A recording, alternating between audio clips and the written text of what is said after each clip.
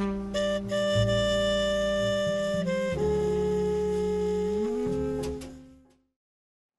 ne prête qu'aux riches, paraît-il. Si l'adage dit vrai, alors les francs-maçons disposent d'une fortune colossale, et ce depuis des siècles, tant on leur prête une influence et un pouvoir occulte dans toute la marche des affaires du monde. Et si c'était très exagéré. Premier acte, la naissance des États-Unis. Depuis les années 1730, la franc-maçonnerie s'est développée en Amérique du Nord. Venue d'Angleterre, elle correspond à une sorte de sociabilité pour des élites coloniales très éloignées de la métropole et en manque de statut. À la fin des années 1750, de nouvelles loges font leur apparition. Rattachées aux loges d'Écosse et d'Irlande, elles se veulent les tenants de l'esprit et des usages originels de la franc-maçonnerie. Socialement, ces nouveaux venus se proclament pourtant les anciens. Ils appartiennent aux classes que l'on dirait aujourd'hui moyennes.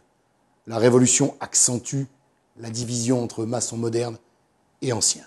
Oh, certes, le premier président des États-Unis, George Washington, est maçon. Certes, le marquis de Lafayette est un frère. Et pourtant, en 1790, au lendemain de l'indépendance, le premier recensement fédéral fait état de 3000 maçons, 1% de la population. Difficile, sans négliger le rapport, de ne pas relativiser l'action des initiés. Acte 2, la Révolution française. Non seulement les maçons ne l'ont pas provoquée, mais ils sont extrêmement divisés sur la marche à suivre. En 1789, les frères sont moins de 50 000, répartis dans quelques 700 loges, avec des composantes sociales très hétérogènes. Des militaires, des ecclésiastiques, des aristocrates, des bourgeois, des artisans. Ils n'ont pas la même position sur les grands bouleversements du moment.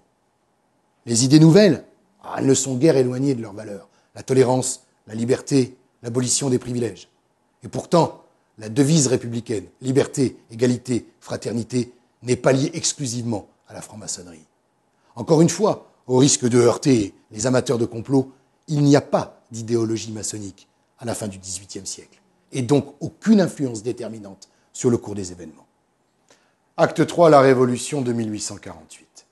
Les maçons, pourchassés depuis 1820 à la suite de l'assassinat du duc de Berry, fils du futur Charles X, qui les accusent de l'attentat et renvoient le Premier ministre, franc-maçon Élie Decazes.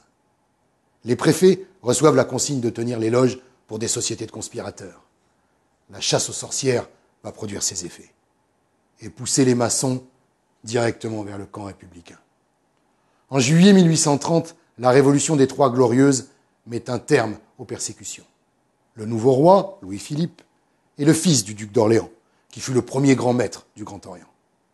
Pour autant, la République est en marche. Lamartine renoue avec les amitiés maçonniques de son père et obtient leur soutien pour se faire élire député du Nord en 1833. Compagnon de route des maçons, il ne cesse de proposer leurs idées dans son journal, Le Bien public, jusqu'à la publication en 1847 de son Histoire des Girondins, considérée comme l'étincelle qui mettra le feu aux poudres de la Révolution de 1848. Là encore, aucun plan fomenté par les grandes obédiences, mais des maçons républicains très déterminés. Acte 4, la résistance.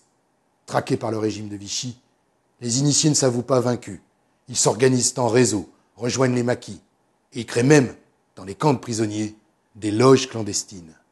Une franc-maçonnerie décimée, elle aussi, par 4 années de guerre, mais à aucun moment en situation de tirer les ficelles. Les francs-maçons, leur véritable rôle dans l'histoire, un dossier d'Historia à l'encontre des idées reçues, à découvrir ce mois-ci dans nos pages.